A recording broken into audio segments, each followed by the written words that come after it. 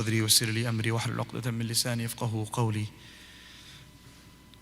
سبحانك لا علم لنا إلا ما علمتنا سبحانك لا علم لنا إلا ما علمتنا سبحانك لا علم لنا إلا ما علمتنا أما بعد.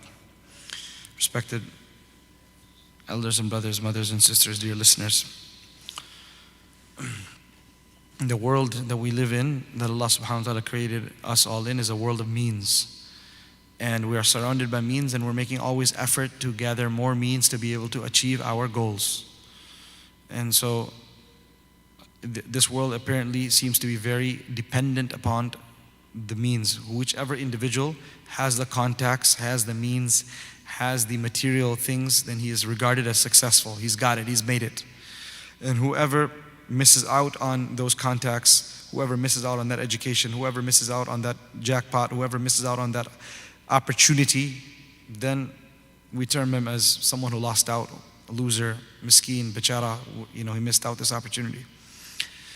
Little do we know, however, that the reality, the haqiqah and the reality, whether these means will lead us to success or failure, no one knows this besides Allah. And it's actually quite deceptive. Many of the means that seem to be a source of security, safety, and strength will actually end up becoming the very same reason of a person's downfall. And the flip side of it, those means which seem to be the means of a person's destruction and a person's failure and a person's death actually end up becoming the means of a person's strength and success and safety. So in Surah Al-Qasas, this is a theme that's throughout the Quran, but in Surah Al-Qasas specifically, Allah Azza wa Jal starts the story of Musa and Fir'aun, and he mentions that Allah subhanahu wa ta'ala told the mother of Musa, وَأَوْحَيْنَا إِلَىٰ أُمِّ مُوسَىٰ أَنْ أَرْضِعِيهِ O Musa's mother, we inspired her to keep nursing Musa until when? Until he's strong enough to be able to walk and defend himself? No. فَإِذَا خِفْتِ عَلَيْهِ When you're afraid about his safety and you think that the Fir'aun's army is going to sniff him out, at that time, then take this nursing child away from you, فَأَلْقِهِ فِي الْيَمِّ and throw him into the sea. Throw him into the river. فَإِذَا خِفْتِ عَلَيْهِ When you're afraid over him, throw him into what? Into the water. This seems quite counterintuitive. That if you are worried about him, then you should hide him further.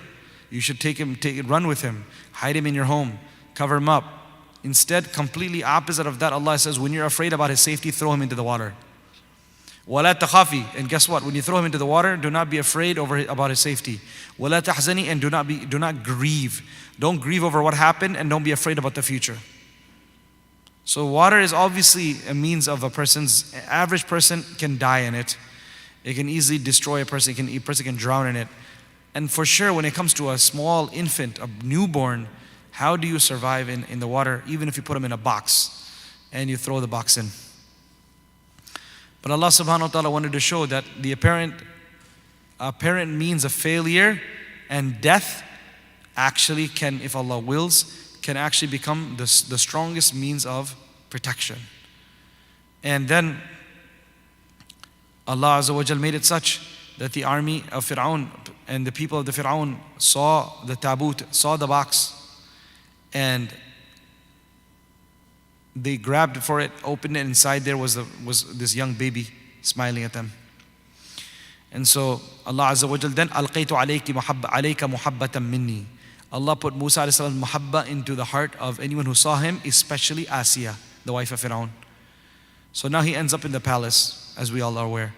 So this going into Fir'aun's palace is definitely the means of destruction. But especially in the year when he said, all boys need to be killed. But Allah subhanahu wa ta'ala made that the actual means of his safety. There was no place to be as safe as inside the palace, because the army is out there combing all the homes and all the newborn boys are being killed.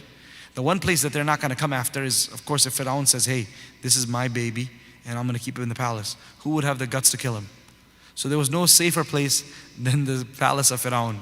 Allah subhanahu wa ta'ala showed that a means of destruction, I can instantaneously change it and make it the means of your safety, of your strength, of your popularity, of your success in all forms. And then you have, towards the end of the surah, Qasas, you have the story of Qarun. And Qarun had people, manpower, pomp, fame, and tons of money. All of them are means of